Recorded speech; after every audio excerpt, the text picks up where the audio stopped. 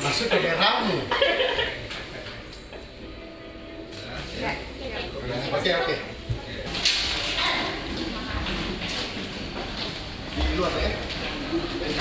Kita guna siapa? Penyitaan yang dilakukan oleh tim penyidik Kejati Sulsel dalam perkara pembebasan Bandara Internasional pengadaan lahannya tahun 2015. Jumlah dana yang kita sita sebesar 8 miliar